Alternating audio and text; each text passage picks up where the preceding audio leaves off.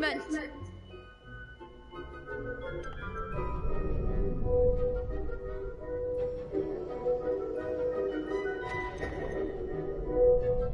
Thank you. It's been an honor. You earned it! You are a duelist to be reckoned with. Now that we've definitively crowned the tournament winner, I suppose I should get back to my schoolwork. Wonder how my herbology plants are doing. I haven't tended them in ages.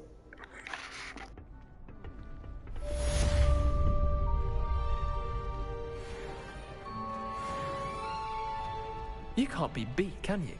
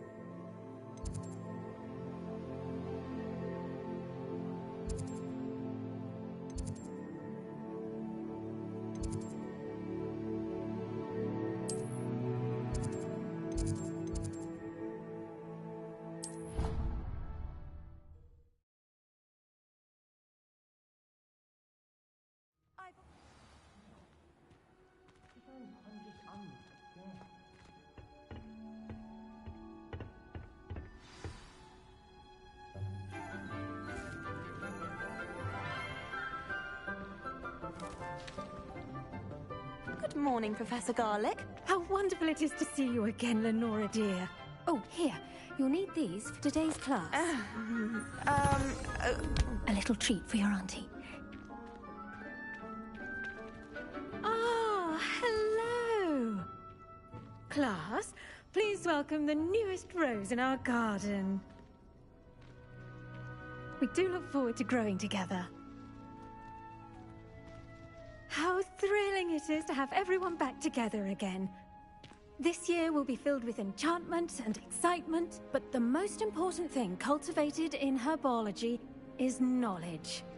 The prudent herbologist is no more afraid of the venomous tentacula than the bouncing bowl. Now then, today we will be acquainting ourselves with the mellifluous tuber known as the mandrake root. Accio.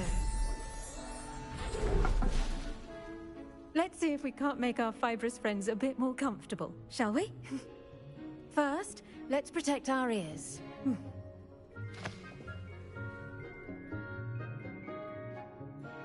Now, everyone, grip their mandrake by the tendrils and give it a firm tug.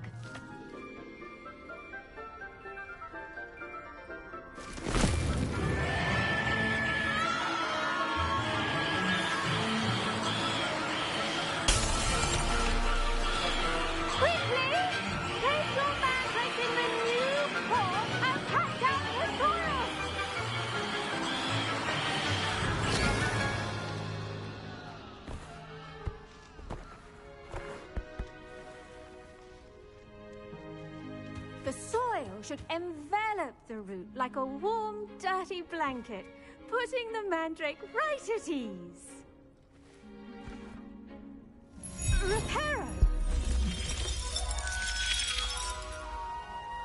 I'm very sorry about that. Yours was a bit mature, I'm afraid. All right then, off you go. Splendid work, everyone. Now, for our next task, we'll be planting Dittany at our potting tables. You can all get started. I need to have a brief word with our new student. The best time to plant a seed is last season. The second best time is now.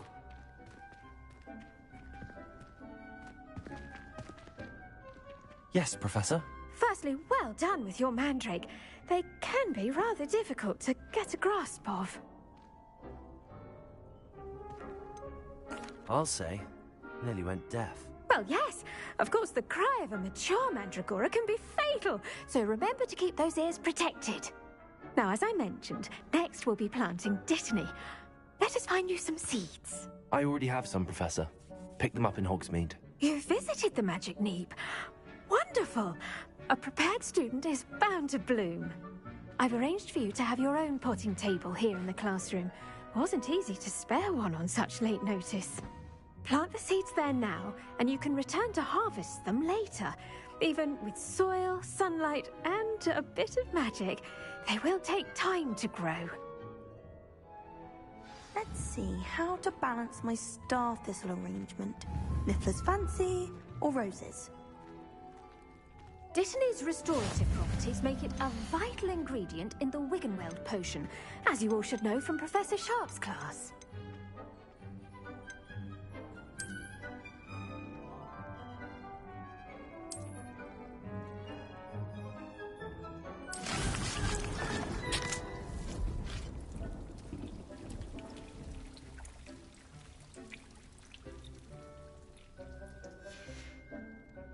Done! Once it can be harvested, your Dittany will be ready to use in Wiggenweld potion. I'll let Professor Sharp tell you about that. Now, what say we branch out? Introduce you to a different sort of flora, the Chinese chomping cabbage. You'll find that some plants are better suited to uses outside of a cauldron. The cabbages do get testy without something to chew. Fortunately, I have a dummy for them to gnaw on. Be a dear and let them have a good chomping. Yes, Professor. They're in the other greenhouse. It's just at the end of the footbridge leading out of this room. Your classmate, Mr. Pruitt, has kindly offered to accompany you. Come back and see me when you're finished. Oh, and mind your fingers. They do bite. What should I be doing right now? I'd like you to get some hands-on experience with the They're in the greenhouse, just across the footbridge. Mr. Pruitt.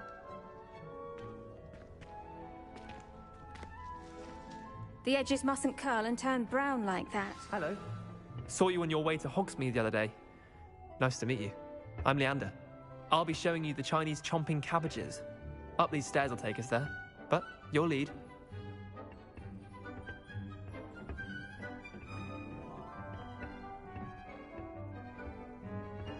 Nice work in Defense Against the Dark Arts, by the way. Excuse me? Your duel with Sebastian! And he's good. Thinks he's really good.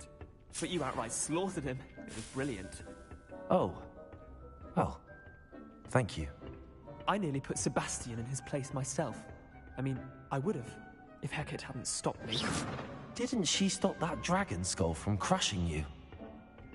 Typical Slytherin trick, dropping a dragon skull on someone during a fight. We Gryffindors fight with honor. You know that, of course.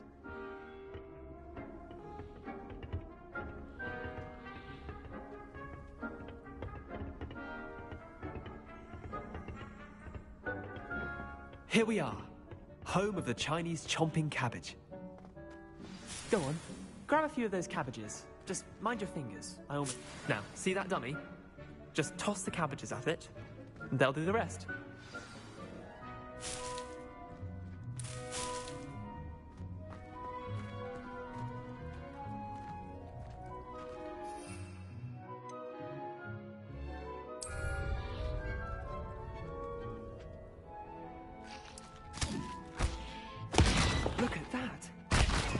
anything they can get their mouths on.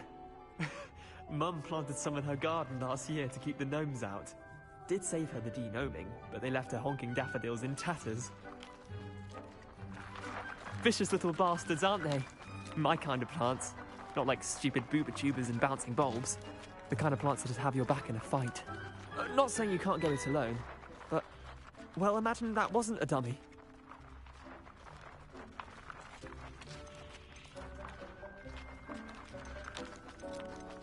Trust me, Leander. I was imagining it the entire time. You were? I mean, of course, you're, not someone to be trifled with. I see that. Dogweed and Deathcap has more of them, if you're keen. Other plants too. Ones your parents wouldn't plant in the garden. You get the idea. Anyway, we probably ought to head back to class. Take your time. I'll see you back in class.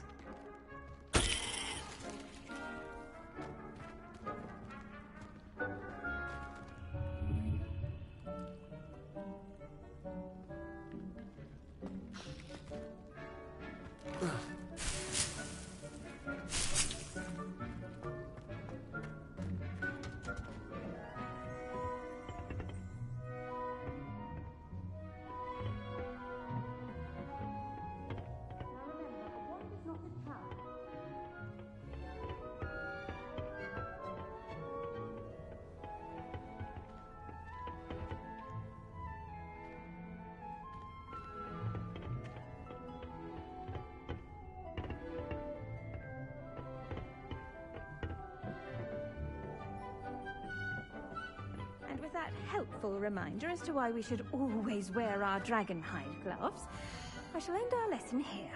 Terribly sorry, Mr. Clopton.